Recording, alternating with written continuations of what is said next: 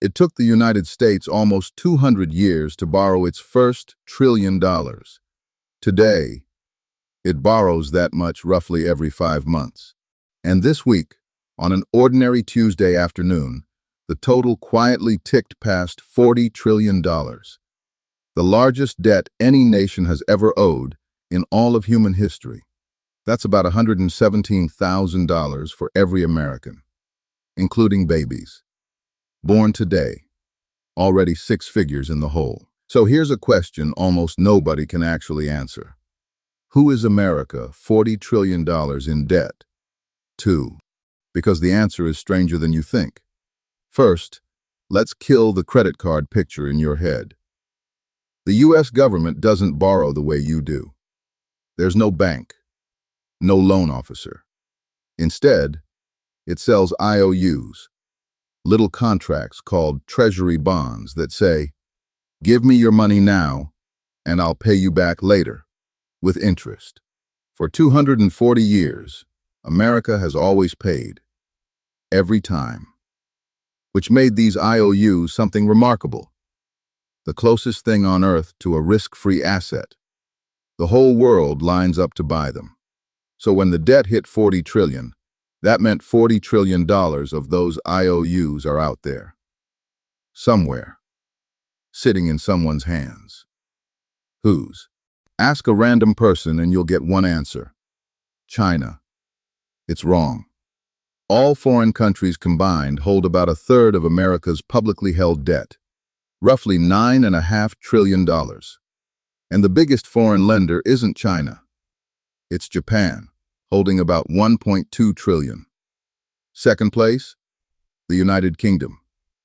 China sits down in the pack, somewhere between 400 and 700 billion, in the same range as Belgium. So if 2/3 of the debt isn't owed to foreigners, where is it? Here's the twist. America's biggest lender is America. The single largest chunk of intragovernmental debt, about $2.3 trillion, is held by the Social Security Trust Fund. That's right. The government borrowed your retirement contributions from itself and left an IOU in the drawer. Another $4.4 trillion sits at the Federal Reserve, the nation's own central bank. And nearly $18 trillion belongs to pension funds, mutual funds, banks, insurance companies, and ordinary households. If you have a retirement account, there's a very good chance a slice of it is U.S. government debt. Congratulations. You're one of America's creditors. America owes you money. Which sounds almost cozy, a country borrowing from itself. Until you see what it costs to keep this machine running. Every IOU pays interest. 40 trillion of them pay a lot of interest. This year, the United States will spend about $1 trillion, not paying the debt down, just paying the interest on it. $88 billion every month. That's roughly what America spends on national defense and education combined. In fact, for the first sustained period since World War II, the interest bill now exceeds the entire military budget. Every aircraft carrier, every base, every soldier's salary, the debt's interest costs more than all of it. It's now the second biggest thing the federal government buys, ahead of Medicare, ahead of defense, behind only Social Security. And here's the loop. To pay that interest, the government borrows more, which creates more interest, which requires more borrowing. You can see where this goes. Now, 40 trillion wasn't a surprise. Forecasters saw it coming. What surprised them was the date. It arrived months ahead of schedule. Part of the reason is a plot twist from the Supreme Court. In February, the court struck down a massive package of tariffs, ruling the White House never had the authority to impose them. The government had already collected $166 billion from those tariffs, money it now has to give back. By July, over $100 billion had been refunded, and that month, for the first time, the government refunded more in tariffs than it collected.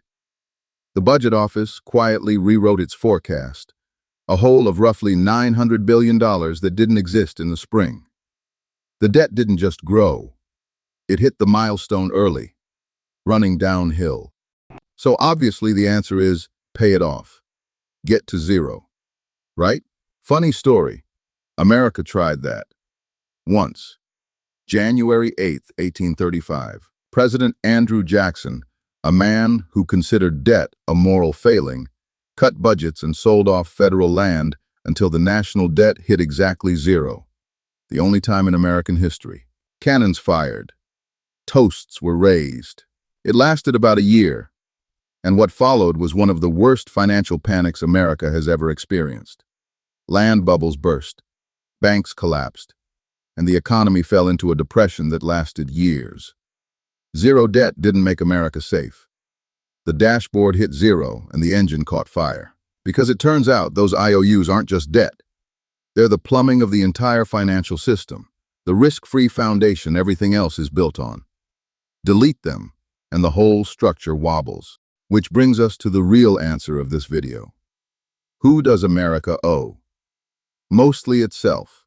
Partly Japan, barely Belgium. But the better question was never who. It's whether the promise holds. There is no plan to pay back $40 trillion. There never has been. The actual plan, the only plan, is to keep rolling the promises forward, forever, while the economy grows fast enough to carry the interest. That plan has worked for 240 years. But the interest bill just passed the military budget, and it's projected to double within a decade.